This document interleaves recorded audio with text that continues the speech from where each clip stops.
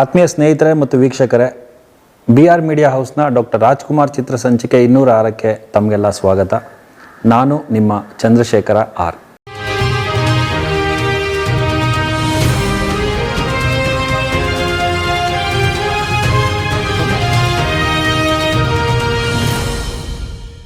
ವರನಟ ಕನ್ನಡ ಕಣ್ಮಣಿ doctor Rajkumar ಅಭಿನಯದ 41ನೇ ಚಿತ್ರ ಕುಲವಧು. Shailashree productions ಅಡಿಯಲ್ಲಿ 1963ರಲ್ಲಿ ತೆರೆಕಂಡ ಈ ಚಿತ್ರದ IMDb ರೇಟಿಂಗ್ 10ಕ್ಕೆ 8.5. ಚಿತ್ರದ ಕಾಲಾವಧಿ 135 ನಿಮಿಷ. ಚಿತ್ರದ ತಾಂತ್ರಿಕ ವಿವರ.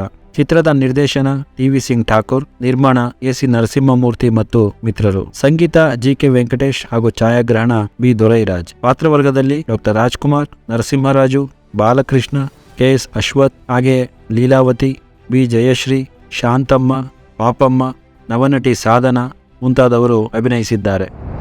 ಕುಲವಧು ಚಿತ್ರದ ಪ್ರಸಿದ್ಧ ಹಾಡುಗಳು.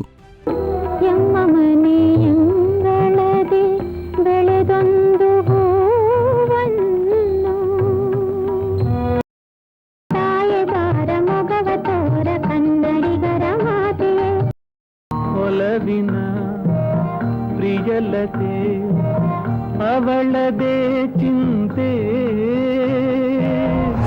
ಕುಲವಧು ಚಿತ್ರದ ವಿಶೇಷತೆಗಳು. ಕೃಷ್ಣಮೂರ್ತಿ ಪುರಾಣಿಕರ ಕುಲವಧು ಕಾದಂಬರಿ ಆಧಾರಿತ ಸುಂದರ ಸಾಮಾಜಿಕ ಚಿತ್ರವಿದು.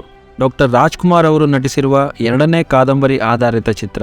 ಕುಲವಧು ಕಾದಂಬರಿ ರಚನೆ ಮಾಡಿರುವ ಶ್ರೀ ಕೃಷ್ಣಮೂರ್ತಿ ಪುರಾಣಿಕರೇ ಈ ಚಿತ್ರಕ್ಕೆ ಸಂಭಾಷಣೆ ಬರೆದಿರುವುದು ಮತ್ತೊಂದು ವಿಶೇಷ. SK ಭಗವಾನ್ ಅವರು ಈ ಕೆಲಸಕ್ಕೆ ಅವರಿಗೆ ಸಹಭಾಗಿತ್ವ ನೀಡಿದ್ದಾರೆ.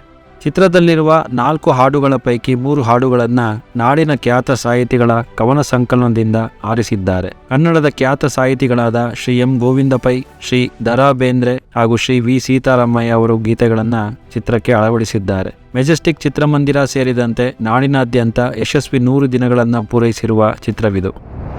ಚಿತ್ರದ ಕತೆ. ಹೆಸರು ಧರ್ಮರಾಯನೆಂದಿದ್ದರೂ ಮನೋಧರ್ಮ ಮಾತ್ರ ಹಣದ ಕಡೆಗೆ ಎಂಬಂತೆ ಬದುಕುವ ಧನಿಕ ಧರ್ಮರಾಯ. ಈತನಿಗೆ ಒಬ್ಬ ಮಗ ಹಾಗೂ ಒಬ್ಬಳು ಮಗಳು. ಸದಾ ಹಣದ ಬಗ್ಗೆಯೇ ಯೋಚಿಸುವ ಇವನು ತನ್ನ ಮಗ ಸೂರಿಗೆ ಪರಿಚಯಸ್ಥನಾದ ಗಣಪತಿ ಎಂಬುವವರ ಮಗಳು ಸೀತಾ ಎಂಬ ಕನ್ಯೆಯೊಡನೆ ವಿವಾಹ ಏರ್ಪಡಿಸಿರುತ್ತಾನೆ. ಆದರೆ ಇದಕ್ಕೆ ಅವನಿಡುವ ಷರತ್ತು ಇದು. ಗಣಪತಿಯ ಅಣ್ಣ ಈತನ ಬಳಿ ಮಾಡಿರುವ 10,000 ರೂಪಾಯಿಯ ಸಾಲವನ್ನ ಮದುವೆಗೆ ಮುಂಚೆ ಕೊಡಬೇಕೆನ್ನುವುದೇ ಆ ಷರತ್ತು. ತನ್ನ ಜಮೀನನ್ನು ಊರಿನ ಸಾಹುಕಾರನ ಬಳಿ ಮಾರಿ ಅದರಲ್ಲಿ ಬಂದ ಹಣದಿಂದ ಗಣಪತಿಯು ಧರ್ಮರಾಯನಿಗೆ 7,000 ಹಣ ನೀಡಿ ಉಳಿದ ಹಣ ಹಿಂತಿರುಗಿಸಲು ಕೊಂಚ ಸಮಯ ಪಡೆಯುತ್ತಾನೆ. ಆದರೆ ಕೊಡಲು ತಡ ಮಾಡಿದ್ದರಿಂದ ತನ್ನ ಸೊಸೆ ಸೀತಾಳನ್ನು ಅವಮಾನಕ್ಕೊಳಪಡಿಸಿದ ಧರ್ಮರಾಯ ಅವಳನ್ನು ಅವಳ ತವರು ಮನೆಗೆ ಕಳುಹಿಸುತ್ತಾನೆ. ಉಳಿದ 3,000 ಕೊಟ್ಟ ಮೇಲೆಯೇ ತಾನು ತನ್ನ ಗಂಡನ ಮನೆಗೆ ಕಾಲಿಡುವೆನೆಂದು ಶಪಥ ಮಾಡಿದ ಸೀತಾ ತನ್ನ ತವರ ಮನೆಯಲ್ಲಿ ತಂದೆ ತಾಯಿಗೆ ಭಾರವಾಗಲಿಚ್ಛಿಸದೆ ಮಕ್ಕಳಿಗೆ ಪಾಠ ಹೇಳುವ ಶಿಕ್ಷಕ ವೃತ್ತಿಯಲ್ಲಿ ಮುಂದುವರಿಯುತ್ತಾಳೆ. ಮದುವೆಗೆ ಮುಂಚೆ ವಿದ್ಯೆಯಲ್ಲಿ ಹಿಂದುಳಿದಿದ್ದ ಸೂರಿ ನಂತರ ಮನಸ್ಸಿಟ್ಟು ಓದಿ ಪದವೀಧರನಾಗುತ್ತಾನೆ. ಆದರೆ ಎಲ್ಲಿಯೂ ಕೆಲಸ ಸಿಗದೆ ಹತಾಶನಾಗಿ ನಡೆದು ಬರುತ್ತಿರುವ ಸಮಯದಲ್ಲಿ ಅಡ್ಡ ಬಂದ ಕಾರಿಗೆ ಸಿಲುಕಿ ಅಪಘಾತಕ್ಕೊಳಗಾಗುತ್ತಾನೆ. ಇದೇ ಸಮಯದಲ್ಲಿ ಧರ್ಮರಾಯ ಹಣದ ಆಸೆಗೆ ತನ್ನ ಒಬ್ಬಳೇ ಮಗಳನ್ನು ಒಬ್ಬ ಮುದಿ ಸಾಹುಕಾರನಿಗೆ ಕೊಟ್ಟು ಮದುವೆ ಮಾಡಲು ಸಜ್ಜಾಗಿರುತ್ತಾನೆ. ಇದೆಲ್ಲದರಿಂದ ಮನನೊಂದ ಸೂರಿಯ ತಾಯಿ ಅನಾರೋಗ್ಯಕ್ಕೆ ಈಡಾಗಿ ಪ್ರಾಣ ಕಳೆದುಕೊಳ್ಳುತ್ತಾಳೆ. ಕೆಟ್ಟ ಮೇಲೆ ಬುದ್ಧಿ ಬಂತು ಎಂಬಂತೆ ಧರ್ಮರಾಯನ ವ್ಯಕ್ತಿತ್ವ ಸಂಪೂರ್ಣ ಬದಲಾಗಿ ತನ್ನ ಸೊಸೆಯನ್ನು ವಾಪಸ್ಸು ಕರೆದುಕೊಂಡು ಬರುವುದೂ ಅಲ್ಲದೆ ಮುದಿ ಸಾಹುಕಾರನ ಜೊತೆ ಏರ್ಪಡಿಸಿದ್ದ ತನ್ನ ಮಗಳ ಮದುವೆಯನ್ನ ತಿರಸ್ಕರಿಸಿ ತನ್ನ ಸೋದರಳಿಯ ನಾಣುವಿಗೆ ಕೊಟ್ಟು ಮದುವೆ ಮಾಡುವುದರೊಂದಿಗೆ ಈ ಚಿತ್ರ ಸುಖಾಂತ್ಯವಾಗಿ ಕೊನೆಗೊಳ್ಳುತ್ತದೆ. ಅಭಿನಯ ಚತುರ ಕನ್ನಡ ಕಂಠೀರವ ಡಾಕ್ಟರ್ ರಾಜ್ಕುಮಾರ್ ಅವರು ಕಾದಂಬರಿ ಆಧಾರಿತ ಉತ್ತಮ ಸಾಮಾಜಿಕ ಚಿತ್ರವಾದ ಈ ಚಿತ್ರದಲ್ಲಿ ಎಂದಿನಂತೆ ಅದ್ಭುತ ಅಭಿನಯ ನೀಡಿ ಪ್ರೇಕ್ಷಕರ ಮನಗೆಲ್ಲುವಲ್ಲಿ ಯಶಸ್ವಿಯಾಗಿದ್ದಾರೆ. ತಾಯಿಗೆ ಒಳ್ಳೆಯ ಮಗನಾಗಿ, ಪ್ರೀತಿಸುವ ತಂಗಿಗೆ ಒಳ್ಳೆಯ ಸಹೋದರನಾಗಿ ಹಾಗೂ ಸ್ನೇಹಿತ ನಾಣುವಿಗೆ ಉತ್ತಮ ಸ್ನೇಹಿತನಾಗಿ ಉತ್ತಮ ಅಭಿನಯ ನೀಡಿರುವ ಅಣ್ಣವರು ಸೀತಾಳೊಡನೆ ಮದುವೆಯಾದ ನಂತರ ತನ್ನ ತಂದೆ ಹಾಗೂ ಅಕ್ಕನಿಗೆ ಗೊತ್ತಾಗದಂತೆ ಪತ್ನಿಯನ್ನ ಪ್ರೀತಿಸುವ ದೃಶ್ಯಗಳಲ್ಲಿ ಸಿನಿ ಪ್ರೇಕ್ಷಕರ ಗಮನವನ್ನು ತಮ್ಮೆಡೆಗೆ ಸಂಪೂರ್ಣವಾಗಿ ಪಡೆದುಕೊಳ್ಳುತ್ತಾರೆ. ಹಾಗೆಯೇ ತಾನು ಪ್ರೀತಿಸುವ ಹೆಂಡತಿಯಿಂದ ಬೇರ್ಪಟ್ಟು ತನಗೆ ಅಪಘಾತವಾಗಿ ತಲೆಗೆ ಪೆಟ್ಟು ಬಿದ್ದ ನಂತರ ಮನೋಕ್ಲೇಶಗೆ ಈಡಾಗುವ ಪಾತ್ರದಲ್ಲಿ ಪರಕಾಯ ಪ್ರವೇಶ ಮಾಡಿದ್ದಾರೆ. ಒಂದು ಉತ್ತಮ ಸಾಮಾಜಿಕ ಚಿತ್ರದಲ್ಲಿ ಇರಬೇಕಾದ ಎಲ್ಲ ರೀತಿಯ ಭಾವನೆಗಳನ್ನು ವ್ಯಕ್ತಪಡಿಸಿ ತಾವು ಯಾವುದೇ ಬಗೆಯ ಪಾತ್ರ ನಿರ್ವಹಿಸಿದರೂ ಅಭಿನಯದಲ್ಲಿ ದೊರೆಯೇ ಎಂದು ಸಾಬೀತುಪಡಿಸುತ್ತಾರೆ. ಚಿತ್ರದ ನಾಯಕಿ ಲೀಲಾವತಿ ಅಭಿನಯ ಮಹಿಳಾ ಪ್ರೇಕ್ಷಕರ ಮನಸ್ಸಿನಲ್ಲಿ ತುಂಬ ಕಾಲ ಉಳಿಯುವಂತಿದೆ.